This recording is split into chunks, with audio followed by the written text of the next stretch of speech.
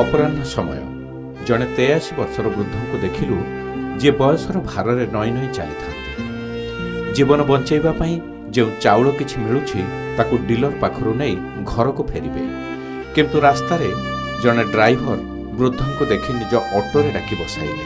ये हूँ मानविकतार एक चिन्ह। सब मजे गले मो बुढ़ी मला वर्षिका दीदी कौटी रोच এইটু কেতে বাট কেমতি যাউଛନ୍ତି এমতি চালি চালি যাইଥାନ୍ତେ? ମୁଁ ଯାଉଥିଲି ଆମ ଏଇ ନାନୀ ନେଇକି ମୁଁ ଦେଖିଲି ଇଏ ତ ଯିବେ ସେଇଆଡ଼ିକି ମୋତେ ପଚାରିଦେବି ନେଇକି ଛାଡ଼ିଦେବି ଟିକେ ହେଲେ ବୁଢ଼ା ଲୋକ ନେଇକି ଛାଡ଼ିଦେବି ଆଉ। ସେମିତି କହିବାକୁ ଗଲେ ଏହି ବୟସ୍କ ବୃଦ୍ଧ ଲୋକଙ୍କ ପାଇଁ ଆଜି ନୁହେଁ ଅନେକ ବର୍ଷ ଆଗରୁ ବି ବିଭିନ୍ନ ଯୋଜନା ଥିଲା। ହେଲେ କାହିଁକି ଆଜି ଏମାନଙ୍କର ଏଭଳି ଦୁର୍ଦ୍ଦଶାର ଚିତ୍ର ଦେଖିବାକୁ ମିଳୁଛି ଯାହା ସିନା ଆମ ହୃଦୟକୁ ବିଦାରି ଦେଉଛି ହେଲେ ସେମାନେ ଯେମିତି ଆମ ପାଇଁ ଅଲୋଡ଼ା ହୋଇଯାଇଛନ୍ତି। ହେଲେ ଦର୍ଶକ ବନ୍ଧୁ ଆଜି ଆମ କାହାଣୀର ଇଏ ମୁଖ୍ୟ ଚରିତ୍ର ନୁହନ୍ତି। ଆସନ୍ତୁ ଯିବା ଆମ ପ୍ରମୁଖ ବ୍ୟକ୍ତିଙ୍କ ପାଖକୁ। ଏକ କରୁଣ ଦୃଶ୍ୟକୁ ଆଣୁଛୁ ଆପଣଙ୍କ ସାମ୍ନାକୁ। ଦ୍ୱିପହର ସମୟ ଟିକେ ଗଡ଼ି ଯାଇଥାଏ। ରାଜଧାନୀ ରାସ୍ତାରେ ଯାଉ ଯାଉ ହଠାତ୍ ଆମ ସାମ୍ନାରେ ପଡ଼ିଲା ଏକ ଦୁଃଖ ଆଉ ଦୁର୍ଦ୍ଦଶାର ଚିତ୍ର। ଜଣେ ବୟସ୍କ ବୃଦ୍ଧ ଚମ ଧୁଡ଼ୁଧୁଡ଼ୁ ଦେହରେ ଶିର ଗଣି ହୋଇଯାଉଛି। ହାତରେ ଖଣ୍ଡେ ବାଡ଼ି ପିନ୍ଧିଥିବା ଧୋତି ଖଣ୍ଡକ କେଉଁ ଯୁଗରୁ ସଫା ହୋଇନି ତାହା ସେ ବି ନିଜେ କହିପାରିବେନି। କାନ୍ଧର ଗାମୁଛା ଖଣ୍ଡିକ ଚାରିଆଡ଼େ ଚିରା ଫଟା। କୋରଡ଼ ଭଳି ଆଖିରେ ପୋଷେ ଲେଖାଏଁ ଚାଉଳ ଧରିବ। ପେଟ ଯାଇ କୋଉଠି ଲାଗିଛି ବୋଧହୁଏ କେଇଦିନ ହେଲା ଖାଇନାହାନ୍ତି।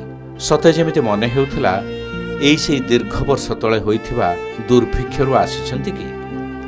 ଏ ବୃଦ୍ଧ ଜଣକ ଭୁବନେଶ୍ୱର ଛାତି ବୋଲାଉଥିବା ଗଭର୍ଣ୍ଣର ହାଉସ୍ର ଅତି ନିକଟରେ ଥିବା ରାସ୍ତା କଡ଼ରେ ବସି ଲୋକଙ୍କୁ ହାତ ପତାଉଥିଲେ। ବାବୁ ଟଙ୍କା କିଛି ଦିଅନ୍ତୁ, ମୋର ଚିକିତ୍ସା ହେବ। ଆଉ କାହାର ଗାଡ଼ିକୁ ଅଟକାଇ କହୁଥାନ୍ତି ବାବୁ ଖାଇବାକୁ କ'ଣ କିଛି ଟଙ୍କା ମିଳୁ। ଆଉ ପୁଣି କାହାକୁ କହୁଥିଲେ ପୁଅ ଗାଁକୁ ଯିବି, ଟଙ୍କା ନାହିଁ, ଦିଅ କିଛି। ଏମିତି ଦୁଃଖଦ ଘଟଣା ଆମେ ଯେତେବେଳେ ସାମ୍ନାରେ ପାଇଲୁ ଆମ ହାତ ଗୋଡ଼ ଥରିଗଲା, ମନ କେମିତି କେମିତି ହୋଇଗଲା। ତେବେ ମୋଟ ଉପରେ ଜାଣିଲୁ ଏ ବୃଦ୍ଧଙ୍କ ଘର ନିମାପଡ଼ାରେ। ଭୁବନେଶ୍ୱରକୁ ଆସିଥିଲେ ଏକ ଦୁର୍ଘଟଣାର ଶିକାର ହୋଇ ଚିକିତ୍ସା ହେବା ପାଇଁ। ଘରେ ଆଉ କେହି ନାହାନ୍ତି, ଯଦି ବା ଅଛନ୍ତି ତାଙ୍କୁ ଅଣଦେଖା କରନ୍ତି। ଦୁର୍ଘଟଣାର ଶିକାର ହେବା ପରେ ଚିକିତ୍ସାରେ ସବୁ ଟଙ୍କା ସରିଗଲା ତାଙ୍କ ପାଖରୁ। ଏବେ ନିଜେ ବଞ୍ଚିବା ପାଇଁ ପାଖରେ ଟଙ୍କାଟିଏ ନାହିଁ, ଆଉ ଚିକିତ୍ସା କରିବେ କ'ଣ? ହସ୍ପିଟାଲରୁ ଆସି ଏ ରାସ୍ତା କଡ଼ରେ ଭିକ ମାଗିଲା ଭଳି ହାତ ପତାଉଛନ୍ତି।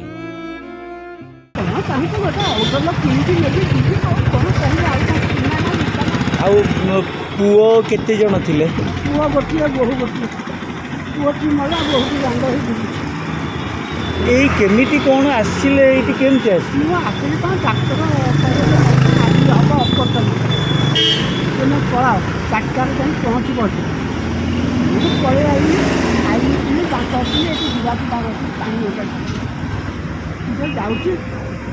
ଔଷଧ ନେଇକି ଯିବି, ତାର 200-300 ଟଙ୍କା ମଗାମଗି କଲେ ନେଇକି ଯିବି। ଆଉ କହୁଥିଲେ ଯେ କ'ଣ 2000 କୁଆଡ଼େ କାହାକୁ ଦେଇଛ? 2000 ଟଙ୍କା ଯେଉଁ ଅପରେସନ୍ କରିବେ, ରଡ଼ ବାହାର କରିବେ, ସେଇଆକୁ ସେଇ ଡାକ୍ତର ବାହାର କରିବେ। ୟାକୁ ଡ୍ରେସିଂ କରିବି 1,20,000 ନେବେ। କାହାଠୁ ନେଲା? ମୋଠୁ ତ ନେଲା, ଆଉ କାହାଠୁ ନେଲା? 1,20,000। 1,20,000 ପୁଣି କହୁଛନ୍ତି ନା କରୁଣା କେନ୍ଦ୍ର କାହାକୁ ରଖିଲାନି। ଏଟା କେମିତି ହେଇଥିଲା? ବାପର କହନି, ମୋ ଦେହ ଖରାପ କହିଲେ କହିବ ମା ଯା ବୁଢ଼ା ଖାଇକି ଶୋୟା ଲୋକ ଏମିତି କରିବ। ମୁଁ ତ ଗୋଟିଏ ଲୋକ, ଯିଏ ଯାହା କବ କାହା କଥା ଭାଙ୍ଗେନି। ସିଏ ଭଲ ହଉ ମନ୍ଦ ଯଦି କବ ଯେତେ ଏଇଟା ଦେଖାଏ, ଯେତେ ଏ କାମଟା କଲ ଦେଖାଏ। ପଇସାର ମୋର କିଛି ନାହିଁ, ମୋର ତ ବନ୍ଧ ପେଟିକୁ ହେଇଗଲା। ସେ ବାଡ଼ି ପୁରା ତରଭୁଜ ଯେଉଁ ନୁହଁ, ତରଭୁଜ ଆଣିକି ଏମିତି ଗୋଟେ ବଡ଼ ଗାଡ଼ିଟା ତାକୁ ଏମିତି ଡେରିଦେଲା। ସନ୍ଥ ବୁଢ଼ାକେରା ଜାଣିଥିବ, ସେ ରାସ୍ତା ସବୁ ଖଣ୍ଡିଆ ଖୋଳିଆ। ସେ ମାଆଯାଟା ଏମିତିକିରି ଥୋଇଦେଲା, ବସିକିରି ଗାଣ୍ଟକୁ ଠେଲେଇ ଦେଲା କି ସେ ଅଖାଟା ଏମିତିକି ରହିଲା। ଏ 2 ଆଣ୍ଠୁ ଉପରେ ଯେଉଁ ଖାଇରେ ପଡ଼ିଲା, ପାଦଟାକୁ ଫୁଲେଇ ଦେଲା। ସବୁ ମାଇକ ମାଛ କଲାରେ ଯେ ହେଉଛି ରକ୍ତ ଗଡ଼ିଛି। କାକୁଚିଆ ବେଳ ଗୋଟେ କଟିକି କନା ଧରି ଦୂରେଇ ଦେଲି, ରକ୍ତ ଜାମ୍ ହେଇଗଲା। ରାତିରେ ସେଇଠି ବିନ୍ଧା ବିନ୍ଧି କିଛି ନାହିଁ। ପେଣ୍ଡାଟାକୁ ଫଟେଇଦେଲା ବି ସେ ପୁଅ ଥାଏ କହିଲା ଇଏ କ'ଣ ହେଲା ମୁଁ ବାପ ଏମିତି କ'ଣ ହେଲା ଯେତେବେଳେ ମୋତେ ନେଇକିରି ଯାଇଛି କହିଲା ମୁଁ ଯାଉଛି ଘରୁ ଆସେ ଆକ୍ସିଡେଣ୍ଟ ହେଲା ଆଉ ବାପା ବେଡ଼ରେ ବସି ଆଉ ମୋର କ'ଣ ମୋତେ କାନ୍ଦି ପକାଇ ସମସ୍ତେ ମନା କଲେ ସେ ଝିଅଟି ମୋତେ କେବଳ ଭଲ କଥା ହେଲା ଯାହା ପଇସା ଲାଗିବ ମୁଁ ଖର୍ଚ୍ଚ କରି ତୁମେ ବ୍ୟସ୍ତ ନୁହେଁ ମୋର ବାପ ନାହିଁ ତୁମେ ଆଜିଠୁ ମୋର ବାପ ଏମିତି ଯାଉଛି କ'ଣ କହିବି ଦୁଃଖ କଥା କଲେ ବାପା ବହୁ ଗହନର କହିଲେ ସମସ୍ତେ ଜାଣିବେ ନ କହିଲେ କେହି ଜାଣିବେନି ଖଣ୍ଡେ ବସ୍ତ୍ର ଖଣ୍ଡେ ଯାହା ପିନ୍ଧି ପାରିବି ପୁଅ ମଲାଠୁ ଏଇଭଳି କାହାକୁ କହିବି ମୋ ଭାଗ୍ୟ ବାପ କେତେଟା କାଲି ହେଲା କୁହାଯାଏ ଯାହା ଭାଗ୍ୟରେ ନାହିଁ ସେ କେବେ ବି ସୁନା ଥାଳିରେ ବହୁ ବ୍ୟଞ୍ଜନ ଖାଇପାରେ ନା।